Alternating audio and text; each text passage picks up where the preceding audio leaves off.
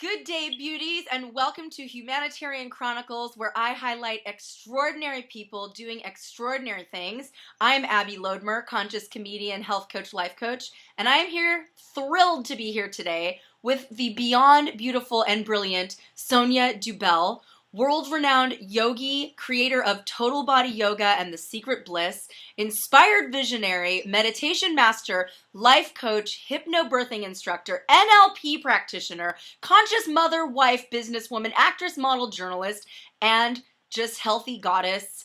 Sonia's passionate about sharing the potential of self-realization through yoga and meditation and helping people every day to become more present, whole, grounded, happy, and healthy.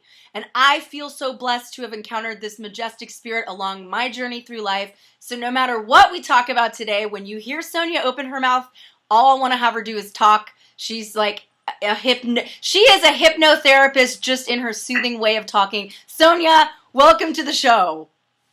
Oh my God, that was amazing. I have to have a sip of water after that. Do you see what I'm saying? Seriously. Thank you. Thank you very much for that introduction. Thank you. Well, and thank you for having me on this amazing show.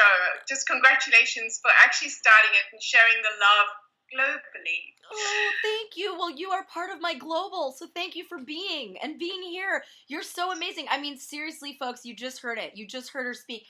Sonia and I could talk about fecal matter, and it would still sound glorious with her accent. And actually, we should talk about fecal matter because it matters, but we'll get there. But yeah, Sonia, you're so incredible. You actually remind me of Wendy Bird from Peter Pan. Like, you're here to soothe us and nurture us and mother us lost boys and girls into, out of here in Never Never Land or Babylon, where we're so lost, and find harmony in our own souls. So thank you, Wendy Bird. Sonia Bird. Oh, Abby. You're so amazing. I know I haven't even let you start, but I just want to let people know who you are. I watch Sonia's videos even when I'm not doing her yoga poses that she's exemplifying, just to calm my nerves and just to get into a calm, centered, happy space. And another member of my household does that too, my dog.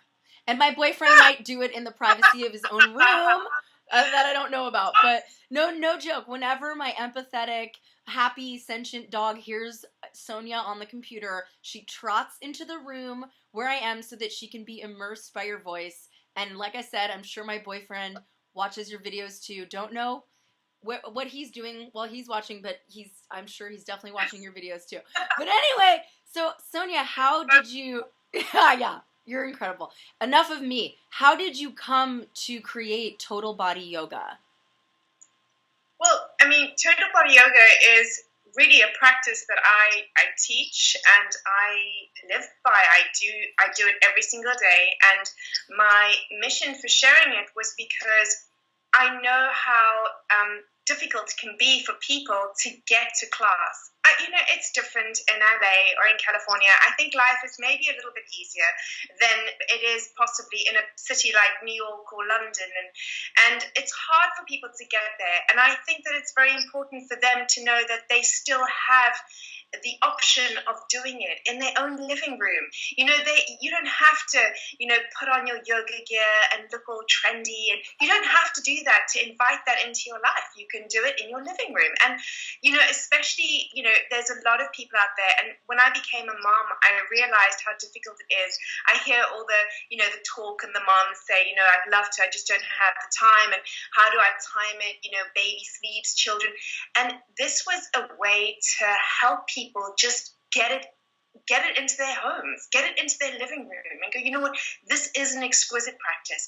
It is the most beautiful way to just flush out the toxins out of your body and just heal from the inside out, because when your body feels good, your mind thinks good. And so it's a way to bring it into your living room. Now, in Total Body Yoga, you're not going to do headstands and handstands and pretzels, because that's not what it's about. It's about moving just very timely. You take your time through poses, you sink into the stretches, you pulse, you wriggle, you feel into your own being. And once you do that, it becomes not just a physical practice, but a meditation. And you start to feel the changes, the shifts in your body. And people, people are in tears when they start to open up their bodies, because they realize how much emotion is held in the body, and we have to let it out. We have to let it go. Sometimes a lifetime of emotion. So if you've never ever practiced yoga and this is the first time you come to this practice, you will find it initially a little bit kind of, you'll be rusty is the word. And then you'll realize how easy it is to bring this practice into your life. It's so easy. People have this idea that, yoga is just, it used to be yoga's so easy. And then people, are beginning to think yoga's so difficult. How do I do that? Pretzel, stand on my head stuff. But that's not what this yoga is all about. And ultimately, it is about moving the energy in your body. And the goal is so that off your mat, you can live your passion. You can have the life you want to have because you feel so great inside. Yoga is like rinsing out.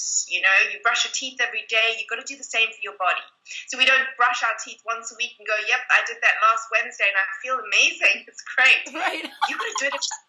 You got to brush your teeth every day. You've got to rinse out your body every day. You've got to feel good in yourself every day if you're really going to live your best life, because it's not going to happen otherwise, Absolutely. I bring you with me wherever I go.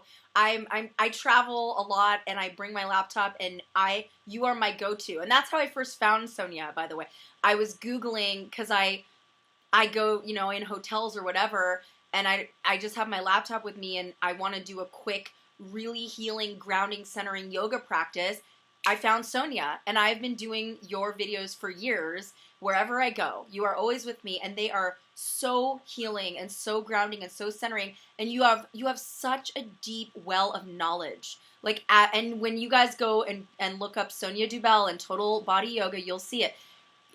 As you lead us through the poses, you're explaining why and how this cleanses ourselves inside and grounds us and helps our mind still. And it's so beautiful. It's so above and beyond. I mean, truly, I'm so grateful for you that you've created that, because it has only enhanced my own life, which is why you're here.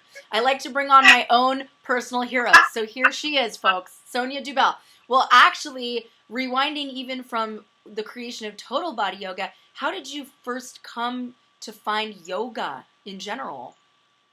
So, actually, I didn't know this until I was in my mid-20s, and I'd already started my teacher trainings, and I knew that I needed something in around my 20s. I started my life, contrary to, I don't know, just maybe an impression, but when I went to boarding school when I was 5 years old, and so my life started off a little bit, jagged, and I'm sure I got a lot of downloads from that period, and I'd been an overweight child, and when I got to about 12, I started to realize, about 12 that this wasn't a good thing to be overweight, and I hadn't really clicked, but no, it was probably more like 10, 11. And I hadn't clicked that this was not an attribute that people were going to be, kind towards. Wow. And so I was very, very sporty, and I got into sport, and I decided very young, this is not what I'm going to be. I used to, I was pretty overweight, I have to tell you. Whoa. Yeah, I decided that I had to change this. And I was at boarding school in the middle of Africa, and I had my sister with me, but we were all each other had. So we had a lot of kind of struggles when we were younger. We kind of fought through, and I think that's a good thing. When you're growing up, you kind of think, oh, well, poor me. But as you get older, you look back and you think, heroes weren't made by, having just a monotone life. They had to climb the mountains. They had to go through the challenges to grow a soul. And I think it was in that and in those struggles of my youth that I had a lot of questions, Yes. And when I was about 14, I was walking in a shopping center, and I got asked by a modeling agency to come for a casting for a Brazilian coffee commercial. Wow. And at the time, I had no idea that anybody would possibly maybe ask me to do something like that. So when they asked me, I was very, I just didn't think it was going to happen, but I went along anyway. And the next day we got the call and I got the commercial, and that's when I started modeling. But I knew nothing about health. I knew nothing about anything. And I found this book. And remember, in those days, there was no Google. There was nothing. There was just, it was nothing. And especially in my world, I had no understanding of it. Yes, I played hockey and tennis and did swimming and all of that good stuff, but I didn't understand how to keep myself well. So I found Raquel Welch's book, and she became my Bible. I did that practice in that book every single day. I listened to what she said about keeping your skin clean and how to be the best you can be. And she really taught me through her work. And only years later did I find out Raquel Welch's yoga book, but it wasn't called the yoga book, was actually based on Bikram Choudhury's yoga. And I don't know if you know that. I did not know that. Wow. I didn't. And so, and actually, she learned from Bikram at the time. And I know that all of this, there was a lot of political stuff going around this book because they went to court about it and everything. But nevertheless, those were the poses that I did, and I had no idea that it was yoga. So from 14 years old, I started making this my Bible. Anyway, cut to ahead. And I find myself in my first teacher trainings, and all the kind of mentors would say, "Oh, this is coming so naturally to you." Wow. Yeah, it is. And I really felt like I knew it. And I used to think it's so natural for me. It's like a familiar feeling. And then I found out, hey, I've been doing this for so long. Oh my gosh. And that's when I realized, sort of mid-20s. But when I started the teacher trainings, I was actually into modeling and I was into acting, and I wanted to be, an actress, and it was going to be, that's what I wanted to be. And the world that I was in felt really different, because at the same time I had this parallel feeling. I need to find me. I really had this calling inside of me, and it was strong. I was like, I need to find who I really am, because I had this feeling that I didn't quite know who I was. I was very pliable. I could go into a situation, and I think that's largely because of my upbringing. I could go into a situation and I could just melt into that, and then I could go somewhere else and melt into that. And whilst that was a gift, I often thought, no, but I want to know who I really am. Like, who am I? What moves me? What do I want in my life? And I didn't know that yoga was it, to be honest. I just went, I was drawn to it. And then I started to practice. And to be honest, I didn't fall in love with yoga immediately. It wasn't a love at first sight. It really wasn't. And it took me a while. And I was teaching a lot before I'd fallen in love with it. I was going through the teaching, but I didn't teach what I teach now. I taught something very scripted, something that people learn when they go on a teacher training. And it's kind of like something that gets parroted out, and that I had not found me yet. Right. And then one day I was teaching somebody, and they had a problem, and they asked me if I could work something out for them. And, it felt like the alchemist, had awoken, and everything just came to. And I found this way of really truthfully practicing yoga that was not from a book, that was not from somebody else's, this is how you do it. That was not from millennia ago. That was from right now inside every single person. That's what the yoga is. You find you feel you. And it's a way to really discover who you are, rather than just create these shapes. You know what I mean? Yes. And yoga is you start out with just the physical practice of yoga, but it leads you somewhere else. If you've got an addiction, let's just say you smoke, or let's say you drink, or let's say, and most of the time you know your addiction, right? So okay, I have this addiction and I really want to quit, but I just can't. I don't know why. Every day, tomorrow never comes. I say tomorrow it's going to happen. I'm going to be better tomorrow, and yet I keep on doing that thing. Why can't I stop? And it's because our body holds onto cell memory, and it's like if you carve down the center of a piece of wood and you pour water, and that water is going to run down that groove, and then it's just going to keep running down that one groove, and you one day go, I just need to stop that water running down that groove, and I really want to change. It's going to be hard for you to change unless you actually just sand that down and go, now where do I want that water to run? And you have to change up. You have to really just, it's almost like resetting. It's resetting, and it's like rebooting. And I think that's, what a lot of us want to do. We want to reboot the system. We understand that we have patterns of behavior that have been born and indoctrinated in us from childhood all the way through. And we know that for the most part, they are the rulers of our lives. Consciously, we might want to quit. Consciously, we might want to be, better people in all the ways that we want to be. Most people want to be, if you ask them, they would choose, I want to be more compassionate. I want to be a person that is forgiving, that is kind, that lights other people's lights from my own light. They want to be that, right? Absolutely. But they can't always be. And the reason that is our sound going funny. Can you hear me? A little bit, but you're still sounding majestic.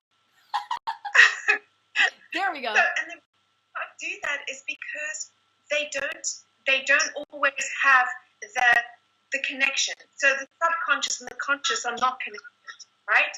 Okay. So we have to dig down. We have to find out what is going on way beneath the iceberg. We have to clean it up. And I think a good place to start is with the physical body, because we are so used to the physical matter that if some people hear spiritual, let's come from the energetic place, they kind of go, ooh, yeah. That's what's the next step. We live in a physical environment where we're so used to the physical. Not everybody. Some people have had this energetic connection their whole lives. But for the most people, it's a physical thing. And you start with the physical and you teach people, feel back into your being, feel back into your physical body, drop your mind into your body and start to feel yourself, ground down into this earth and really connect. And when you start to connect and you start to drop down, you start to figure stuff out in your own body and you realize, okay, I have a lot of stuff I need to get out. I need to pull out the tensions, the toxins, and then you can move to the next level. Then you can go, okay, I need to invite spiritual into my life, Yes, absolutely. Oh my gosh, you just answered so many questions that I had for you and brought up so many more. You're so amazing and you're so on point with everything you're saying. And it's interesting about your upbringing. I had no idea. I'm always curious as to how people turn out so awesome. Like that's such a curiosity to me. What was your upbringing like? Did you have a nurturing, amazing, value-filled family that helped you become this awesome? Or was it, like you were saying, the strife and the struggle and the challenge that made you rise up out of that and become so awesome? And it's just so interesting how people become who they are. And I love that I was going to ask you that question and you answered it. But are you close with your family, and did they give you tools to be amazing, or you from the sounds of it, you found it yourself? My parents got married very young. They were kids, and my mom was 17. My father was 20. And they were like Bonnie and Clyde, these two beautiful young people who fell in love. My mother's family came from Spain to South Africa. And my grandparents had said to my mother, we're going back to Valencia and you need to come. And my mother was so in love with my father that she said, I refuse, I'm getting married. Wow. And they were Catholic. And so the only way my mom could stay was to get married. And that's what they did. But, they were very, very unconscious. They were just carefree kids that had no understanding of themselves even yet, let alone how to look after children. So when stuff started going wrong in their own marriage, they they didn't know what to do with these two little girls. They didn't know how to consciously separate, as people might do today, or consciously stay together and look after the children. They didn't know. And so, my sister and I were like two little, I often think we were like two little wild children. I remember we didn't have any patterns. We were on the beach till late at night. I mean, we lived in South Africa. They were always at the beach with these bonfire parties.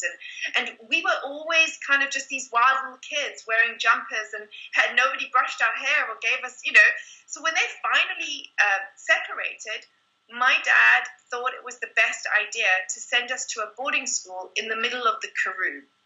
Now, I think he was doing it because he didn't know any different. So his mind didn't think, what is my baby who's 5 years old going to think when she ends up in that boarding school? Wow. Like, my daughter's 4 now, and I often look at her and I think, oh my God, I could never send my baby away in a year's time. No. And I remember going to boarding school and them, you have to grow up quick. By the time I was 6, we had to go to the shop and get things like deodorant and buy our own toiletry bag stuff.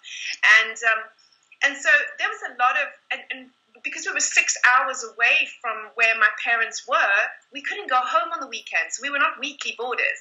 Whoa. So a lot of the time I remember thinking, my sister and I connected very much to Annie.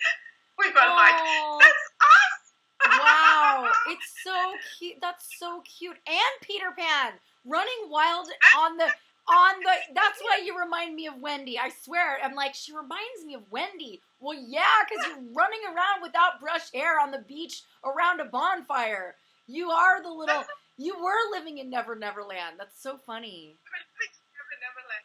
And it was, when as we started to get older, my sister and I really, I was always a mommy's girl, and I yearned for my mom. She was like, I wanted her so badly, and she was this figment that I never ever got to see, because at that time, my dad and my mom probably didn't have a concept of time, but time was just flying by, and we never really saw them. And so by the time I was 12, I wanted to be with my mom. And at this point, my mom was in a city called Johannesburg, and my dad lived in Port Elizabeth. And so when I was 12, I moved to the city, and my sister refused to move. But remember, she was all I'd ever had. She was my older sister, and through everything at school, she protected me. She was like my protector. And now I'd gone to live with my mom. She refused to come. She needed the stability. Her soul journey was, I need dad because dad is a rock. Mom is tumbleweed. And you can go to tumbleweed, but I'm staying here. And I didn't want to stay there because I was such a free spirit. Every day I dreamed of getting out of this boarding school.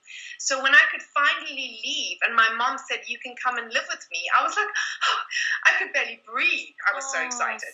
And that's where I went to my mom. And so my sister and I, our journeys split. And we were like pen pals from that time onwards. And that's when I started to get into modeling and getting into, that world. And I discovered a lot about myself that was, different to boarding school. But, when I look back, I'm so grateful for that time, because I know that there are many things that were negative. I do.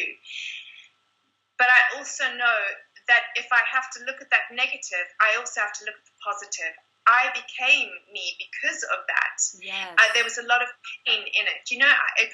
It's painful to live that, but you have to come out of whatever situation you're in. You have to go, what did I get out of that? How did that pain help me? And how can I take that and help others? Because whatever experience you have grows your depth of compassion. And so if you were overweight and you experienced being bullied, if you were alone and experienced that feeling of being alone at night, cold in a dormitory at school, and hearing another little girl crying and going to their bed and telling them, don't worry, mommy, your mommy's going to come and find you. If you live that, I feel that in myself. So now when I'm with people, I feel sometimes I can feel pain, and I can also give them light. I can also say to them, do you know what? it's so great that you had that. I mean, it's hard. We would never really choose that. And yet some monks would choose that. If you look at what a monk who's trying to grow his soul would choose, he'd go out and pilgrim in the mountains in the icy cold with very little food and say, this is for my soul. Yes. I need to grow my understanding of myself. If your life is always monotone and nothing ever happens and it's always just easy, I'm not sure that you would be able to grow, you know? Man, that ain't how diamonds form, honey. Diamonds form under major pressure. Look at this sparkly diamond we have in front of us. Yes, I agree 100%. My TED Talk is all about that. It's all about facing adversity and becoming the person I am because of it, not despite it. And I love that you're in touch with that, Sonia. Seriously, we have to embrace the adversity, the challenges. It's what formed the diamonds that we are. It's that challenge, that pressure that formed who we are. I love your story. It's so inspiring. It's so inspiring. I'm so glad you got to see your mommy too. There's always a happy ending. There's always a silver lining. Whether it really happens in real time or you have to make it happen in your own mind and rewrite your story and rewrite your experience. And I know from watching so many of your videos that you are aware of all that and you talk about that. It's what are we holding on to? And you've talked so much about it even today. How do we hold on to our old sadness and our old fears and our old emotions in our bodies? And I love that you said before that a great place to start healing is our physical body. I feel like the Western medical way is only to focus on the physical body and not even to heal the physical body, to suppress symptoms that the physical body is exhibiting. But your approach is, you know what? A lot of pain is stored in there from old emotions. Start with the physical and the emotional. The emotions will rise to the top and be there for us to see and heal. And I love that you promote that way of being because I definitely champion more natural, holistic ways of being. So thank you for being that beacon. And another aspect of you that I want to ask you about is, how do you feel like your journey has affected you as a mother? Are you more overprotective of sweet little Mika or less? Or, you know, how did your upbringing affect you now as a mother yourself? Yes, I am so grateful as a mother that I first of all, that I didn't have Mika when I was very young because I had a lot to journey. I really had to learn a lot. And you realize how far you've come because when you drop down into who you are, and it takes time, you know, it doesn't happen overnight unless maybe, you know, you have some near-death experience. But for most of us, we're going to dig up, we're going to sift through the stuff. Well, when I finally had Mika, I knew that all that work was coming together to be the best mom I can be because, you know, if you're going to be an amazing parent, you've got to start with you. It's not about them. It's not about whether they are good or whether they are bad or, oh, my kids are so naughty. It's about what I'm their example. How do I feel about who I am? And when I fall, how do I get up? How do I show them that you can still rise up? It doesn't matter, you know, because we have to teach our children these things, and these are things we have to learn ourselves. We can't teach what we don't know, and then what we haven't actually experienced. You know, there's a knowing and there's a knowing, isn't there? I mean, you have to know something, but you have to live it for a while. You have to feel it. You have to change that way and go, okay, I'm going to practice falling down and getting up and being okay and just going, it's okay, next. And when your kids see you do that, it's the example that is their teacher. Yes. So I often feel, you know, my parents were my gift. Their youth and their unconsciousness, and I love them to bits. My dad passed away in 2005. I speak to him all the time, but only when I'm alone, you know, I'm not crazy. Hey, so, why not? It's just another dimension, you know. I'm not crazy.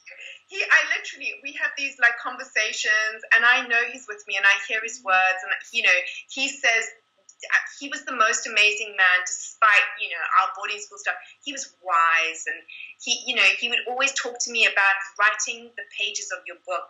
And for somebody who lived in South Africa and as we were growing up, we thought, geez, Dad's incredible. He's not as unconscious as we thought. He would say to us all the time, girls, your life is like a book. And each of us are born, we get handed this beautiful book. And you are writing the pages of your story every single day. Wow.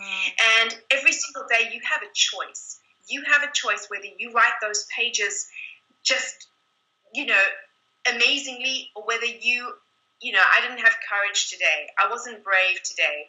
I lay in bed today and felt sorry for myself today. Or I rose up today despite how I felt, and I just went for it. I lived my life, because at the end of your life, somebody's going to take, probably your children, your grandchildren, your book off that shelf and go, this was the story of my grandmother, my mother's life, and what a story.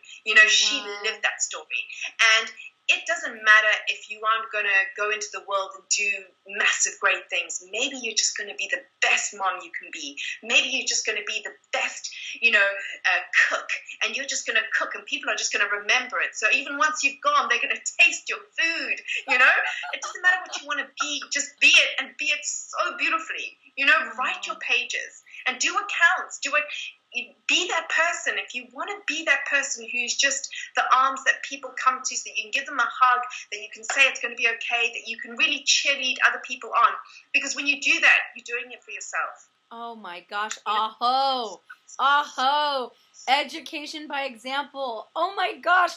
I pray to have your grace when I have my children one day, God willing. I pray. I would love to be that shining example for the future of our world. I am so grateful that you have bred. I am so grateful for you and your husband that you've created new life, because it's people like you who need to be parents, okay? I've seen the opposite. You're amazing, Sonia. Oh my gosh, I'm so blown away. Well, I always think of these things because I had struggles with it, and my parents are amazing as well, and, we're good examples in a lot of ways, and I feel like the overarching culture was not a good influence on me. I'm from Malibu, California, LA. So something I always think about with mothers of girls is, how do you raise a girl to be self-confident and grounded in the midst of airbrushed billboards and competition instead of cooperation and the myriad of other stresses of modern living? How? I guess just education by example, but what else? You have to, it's such a fine balance, because you have to teach them in all of the you have to give them that solid grounding first of all. But I always say, have you ever seen, it's kind of like you, Abby, have you ever seen, people that just sparkle, and it's from inside of them, and they feel like when they walk into a room, you just feel their vibrational energy. And even if your back's turned, you sort of turn to look, because they are so grounded in who they are. They are so rooted. It's like nothing, they don't have any issues. They are just them. They are them, unapologetically them. And that is what is beautiful. Yes. It's not about an ideal, or you've got to be this, you've got to be that. You've got to be you. Right. And you've got to be so you that it just vibrates at a different frequency. Do you know what I mean? Of course. And that's what you have to teach your children. You are the best you can be. And when you are that you, and you're not trying to be another something that you're going to just be an imitation, a poor imitation of, but when you're so vibrantly dropped into yourself, and you are so you, and you understand the value of your life and this whole life that you've been given to live, nothing is going to come between you and you, because you're proud, I love that. Well, there we go again, education by example and encouragement, which I love, encouraging our daughters to be the best them they can be. I love that answer. You're amazing.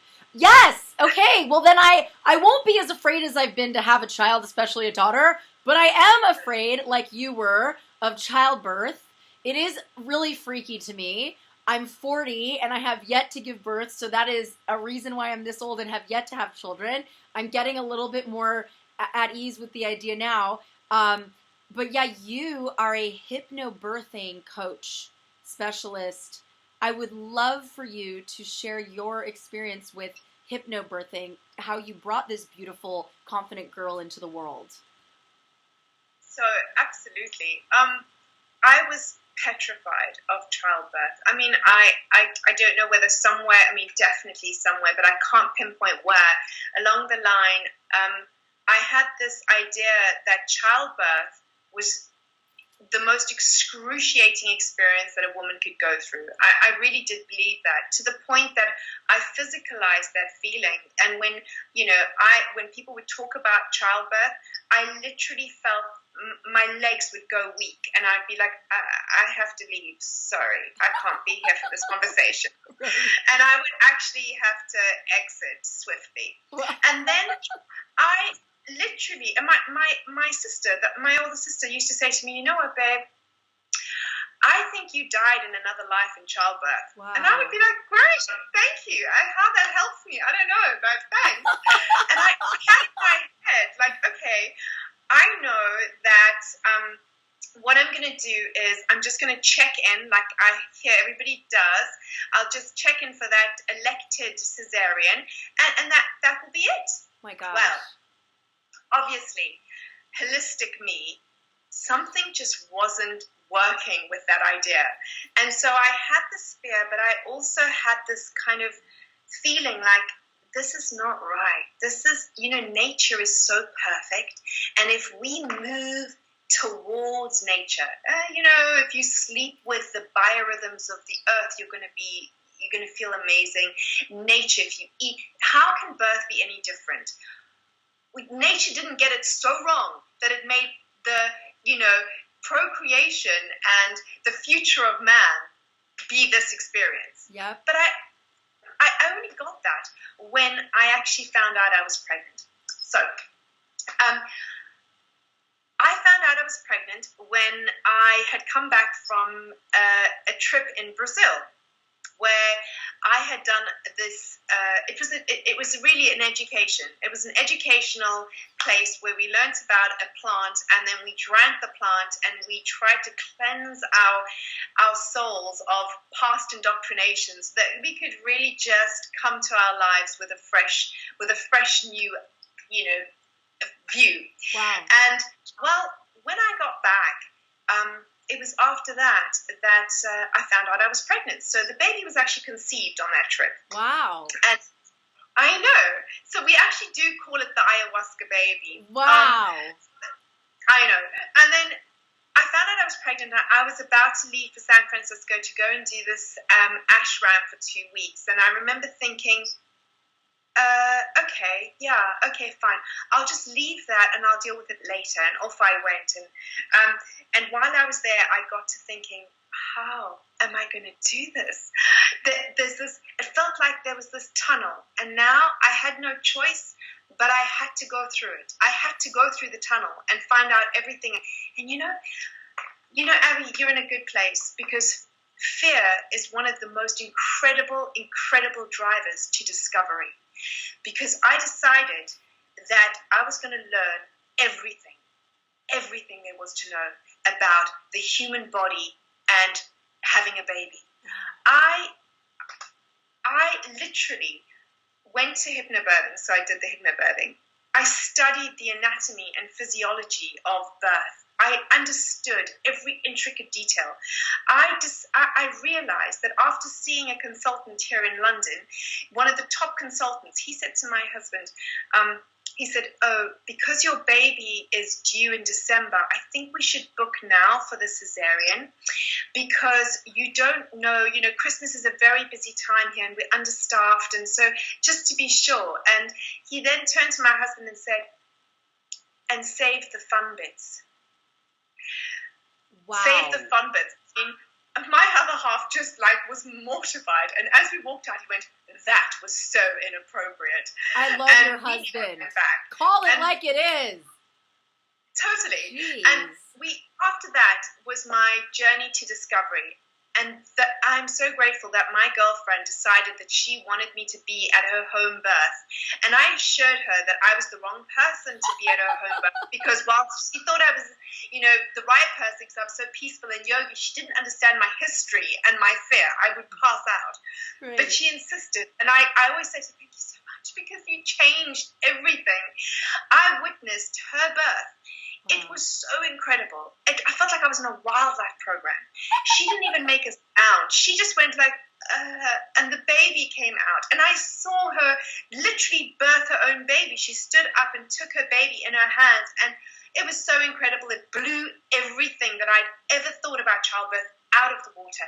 And suddenly, it was like I had a rebirth experience. Wow. So cut to me having a baby. I taught yoga every day, and the practice that I teach in total body yoga was actually the practice I did every single day, except for the part where you're lying on your belly. Obviously, I used cushions to raise me up, and it's now the practice I teach to moms. And it was the most amazing thing I could have done. I did the yoga right until the day before I had Mika. Yeah. Well, when my labor actually started, I had no idea that was labor. I sat in lotus position. I now call it the goddess position, propped up with cushions, breathing into my body and talking to baby and my uterus. I mean, it sounds crazy, but I was literally having this kind of internal dialogue, like saying, "I know, this is teamwork. You're going down. My uterus is doing its thing." But I had two conversations going on. So there was the conversation of, I was in that beautiful sacred place somewhere on a beach where it always made me feel so relaxed. And so I was there. And at the same time, I was having this conversation talking to Mika, because I knew the anatomy and I knew what she had to do. And I knew she knew what she had to do. It's just nature. So as she was doing it, I was just with her doing it. I was moving my own uterus in my mind.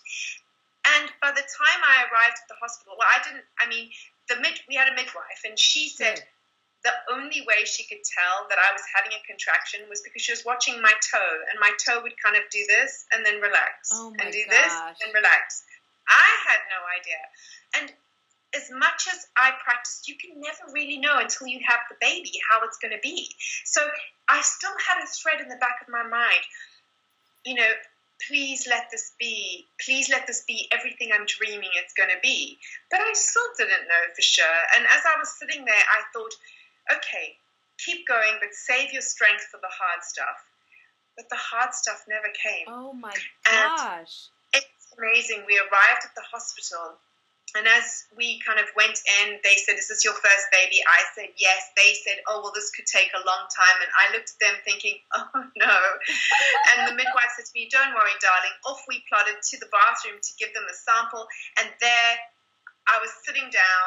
The midwife pulled me up and she went, "Okay, babe, the head is crowning, baby's coming." So within 15 minutes of arriving at that hospital, that baby had come. We went into, all I used to say to my other half was, "Listen, I just want everything to be so calm and peaceful." Well, he was parking the car while the head was coming, and he thought we had loads of time. I had packed a hospital bag worthy of Mary Poppins' gold star, and it never made an appearance. It never even came up.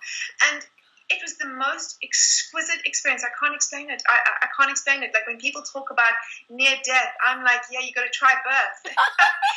It's just sensational. It was in that moment, I really just got, this is it. This is it. We are part of this universal process. You put your mind on a shelf somewhere, and you just let your body do what it's designed to do. And then I found out recently, I've had so many of my hypnobirthing moms asking if I can be at their birth, because you know them after a while. You teach them, you know them, you understand them, and then they're like, "Well, can you be at my birth?" And it's amazing. And so I've started to study all the ways to support women during birth and to be a doula and to be there for them. And it's such an ancient practice to be there for women while they are birthing, to give them the strength that is in them already and to help them feel safe, you know. And so that's something that is a passion of mine, to support them, because I know what it feels like to be scared in that situation. I know, but I also know that it is life-changingly exquisite. It is the most beautiful experience. And there's a lot of stuff that people say, and that's why I always say, please make your own mind up, because people tell you that, you know, after a baby, you won't be able to walk for a while. And I'm like, after Mika was born, I was walking to the tea room. I was so high. I walked to the tea room and they were like, oh, were you with the people in room number 6 who just had that baby in like a second? And I was like, no, I just had the baby. And, oh my gosh. It was so amazing for me. And the next day, Mika had her little first home baby sleep because she was such a healthy baby. And I was on the yoga mat and, you know, he was saying to me, my other half was saying, babe, do you think you should be doing yoga? And I was like, babe, I think I should be doing whatever I feel I can do. And I feel alive. I can't even tell you. My body felt so strong and everything felt amazing. So it's a myth, and a myth can create a reality if you believe it, because it will be your perception. What we believe becomes our reality. Yes. So we have to take away all the things that people have said, all the folklore, what, you know, the aunt said, what granny said, what all the people said about it, and go, do you know what? I'm going to wipe that all clean, and I'm going to create my experience. I'm going to decide how I'm going to feel in this birth. I'm going to birth my baby, and I'm going to have that exquisite experience and connection with what it means to be human, with what it means to be a part of this, you know, procreating goddess universe. And birth was that for me. That is exquisite. That is, where's my man? He's due home any minute. I'm ready.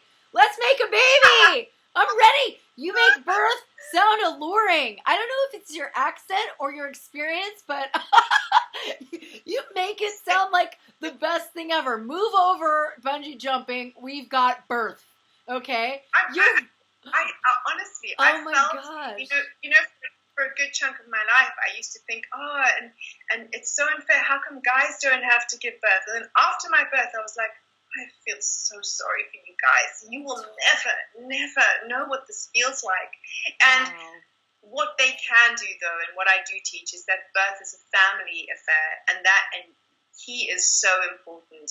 You know, I couldn't have done it without my partner. He was right there, and he was just like, I'm all right here. And we were so together, and that's how it has to be. It's that support. You are a family before baby is born, and you are just like a unit birthing this baby. So they do get to experience it.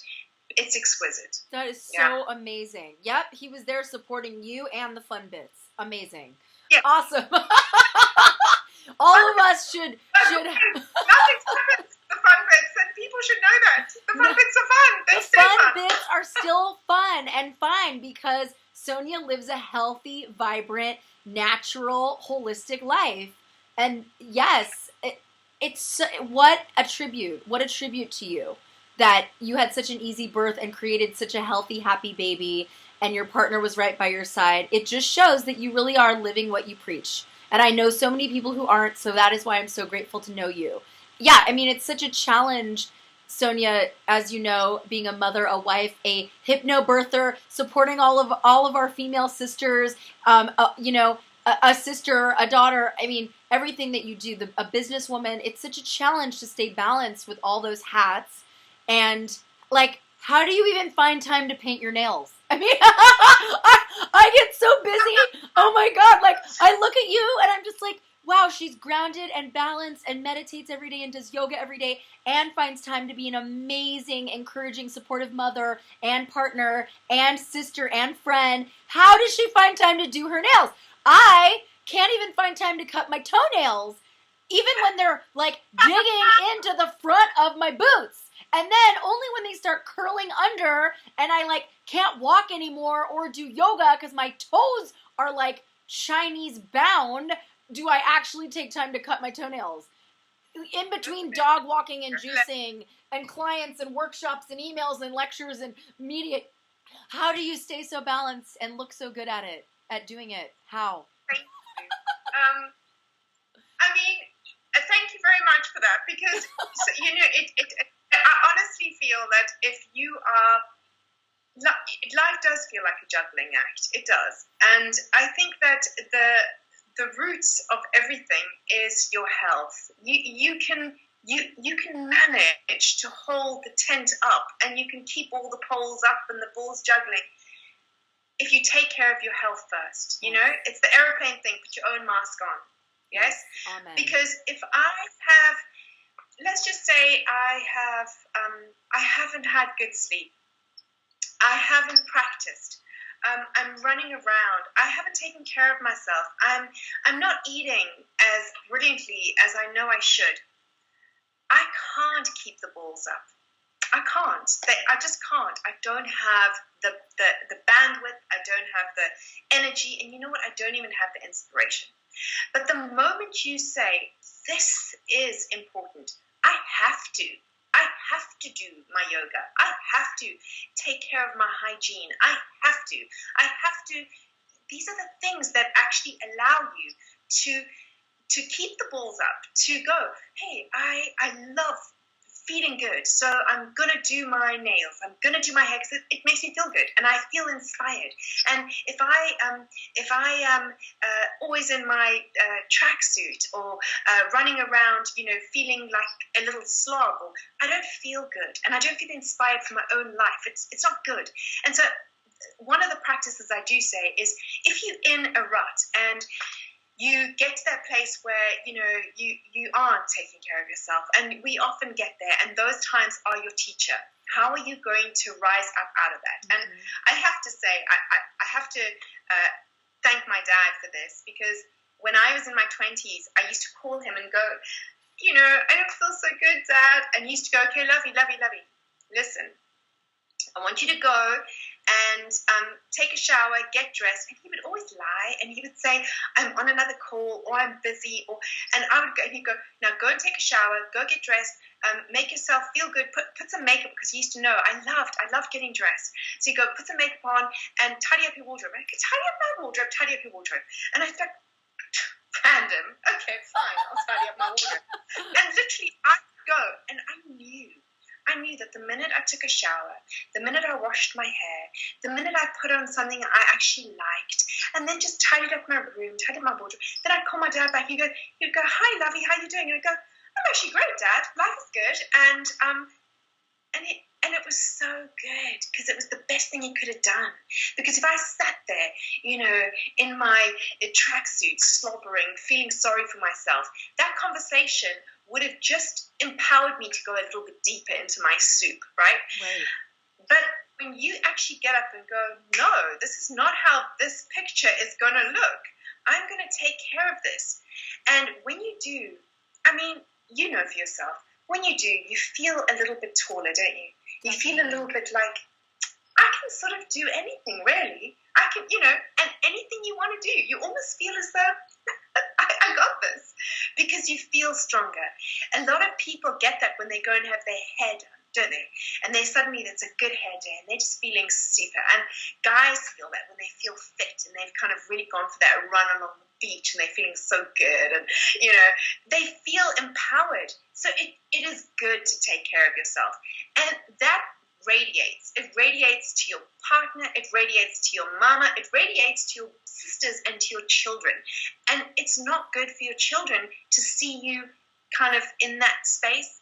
Maybe every now and then it's okay, but they want to see their mom, like, that's my mom, that's her. And the children inspire us to be better versions of ourselves, because all the while we're thinking, okay, I want you to be this great, and so I'm going to be this great so that you see me being my greatness, and it's inspiring, and we can inspire each other. Absolutely. I love it. You are such an inspiration yourself. You are such an inspiration. actually, we are winding down, but I mean, that was everything I wanted to hear, by the way. What an amazing, amazing answer. And you can find, and also my stock answer of getting out of your own self-wallowing soup is turn on Sonia Doubell and watch Total Body Yoga, or watch any of her videos. Watch this interview, sans me talking. Watch what Sonia has to say, and just her beautiful words and her soothing voice and her amazing inspiration will get you out of your rut. You watch this video while you clean your wardrobe, okay, ladies and gentlemen?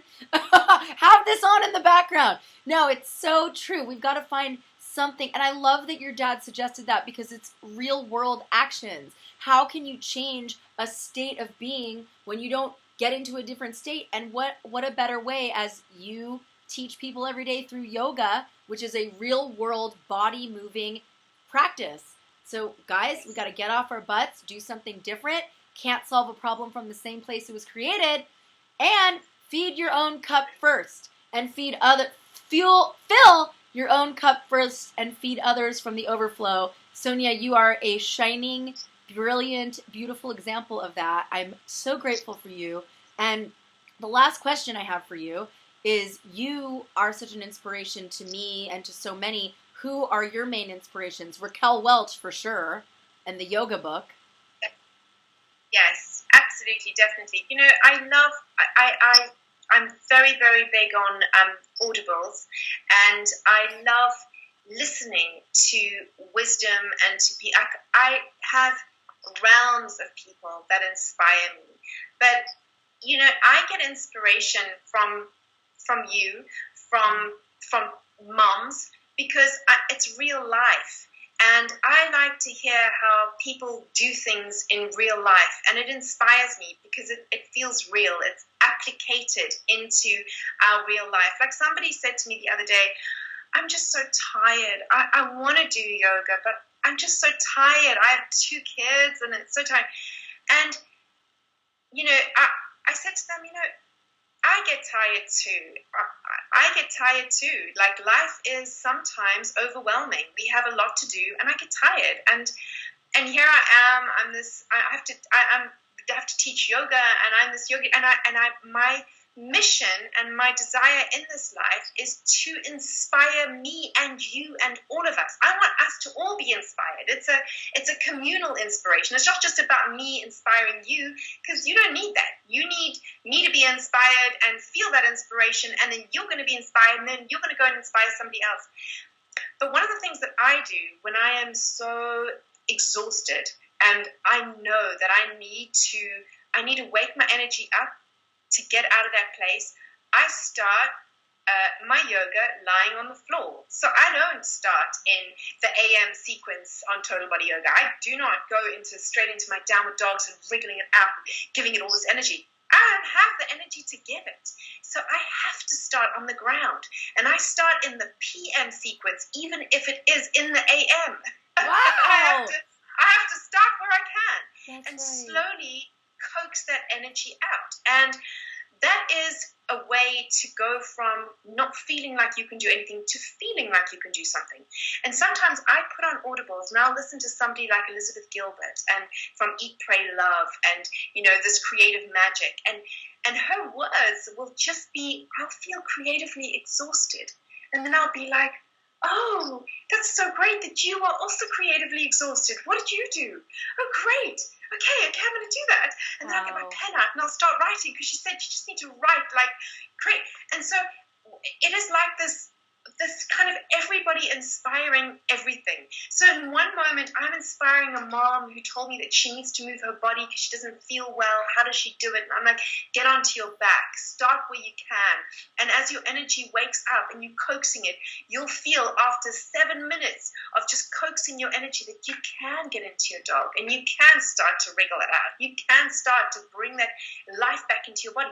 Just like Elizabeth Gilbert or Wayne Dyer or Eckhart Tolle or any of these great teachers that teach me, inspire me back when I don't feel so spiritually alive or when I don't feel so creatively kind of magical. we all have to inspire each other. And I feel that there's inspiration all around us, from somebody having a conversation about Sufism and to poetry, to even the ritualistic processes of lighting a candle and fire. And I was just burning sage today and, talking my way around this room just to kind of cleanse it, because ritual is important. Ritual is, they've been drawing things on caves before they went, hunting the next day, back in, caveman days, or dancing around fires trying to call the future. And that is what we do when we visualize, when we pray, when we actually call the universe, come to me, I need this from you, Amen, sister. Amen. I do know. And I'm so happy that you stand as one of the people that I would turn my head to see without even seeing you enter a room. Your energy is infectious and shining and beautiful, and it is because of all of your seeking and your daily practice that you are this brilliant and amazing. And yes, everybody go. How can we find you, Sonia, to see more of you and get more of this beautiful wisdom? So thank you. That's amazing. I feel really honored that I'm even on your show. So I'm really easy to find. It's my name, SoniaDoubell.com. Yeah. And you can get, just there's some stuff on there to find out a bit more. And there's Total Body Yoga, so you can go out and get Total Body Yoga. It's just something that I live. I live it every single day, and I created it to share it with the world. And it was really my dream to get it out there. It was like, when you have this thing and you just think, I know that every single person has the opportunity to bring that practice into their life and heal from the ground up. Mm-hmm. And so, yeah, it's very exciting. Oh, I love it. It is the secret bliss indeed, is it not? What is the secret bliss as well? What about the secret bliss? That's another creation of yours. Yes, I started the secret bliss because pretty much doing this exactly what you wanted to do. I had questions. I had lots and lots of questions, and I wanted to speak to people and discover things. And the secret bliss became this place where I would talk to people, but also where I'd share yoga. And after I became a mom, it kind of just sat there for a while, just percolating. And so you can find yoga videos there, you can find some sequences, you can find some interviews. It'll resurrect very soon, but I think it'll resurrect more in the line of reaching moms and reaching people who need hypnobirthing and to understand the birth process, and talking to great people like Ina May Gaskin and, really amazing women who have changed the trajectory of how women birth babies today, and the strength inside of them to maybe go out of the system they find themselves in so that they can have those exquisite drug-free experiences and go into it fearlessly without this kind of preconceived idea of what it's meant to be. So Secret Bliss is probably going to move more into that empowering way. Oh my God, don't we need it? Everybody, yes, look it up on YouTube. You can find Sonia Doubell, SoniaDoubell.com. You can find so many of her inspirational, educational, beautiful, soothing, hypnobirthing, and hypnotically beautiful, wonderful videos on YouTube. The Secret Bliss, I love your interviews on there. You are truly, Sonia, a humanitarian that I needed to chronicle. I am so grateful that you agreed to this interview, sweetheart. You're amazing. Thank you. I can't wait to hire you as my hypnobirthing coach. I'll keep you posted. You're hired, sister. But you have to have those nails, okay? That color. That's what I need in my delivery room. Actually, I want to squat in nature in a stream, but that's another conversation. Yes, I'm like, no, baby, I'm squatting in a stream, and Sonia's going to be right by my side, helping me to breathe and get centered and keep my fun bits, okay? Yeah, that's too hilarious. Yep, out of tragedy, we must make comedy. Amen, amen. I say amen to my own statements. You're so amazingly beautiful inside and out, Sonia. I so appreciate you and all that you are on this floating rock. Thank you for being here. Thank you. You are the best. Everybody check out Sonia Doubell. And I can't wait to have you back on the show for so much more. Maybe our next segment will be about your ayahuasca journeys. So stay tuned. We'll be back. Thank you, Sonia. See you soon, Angel. Thank you.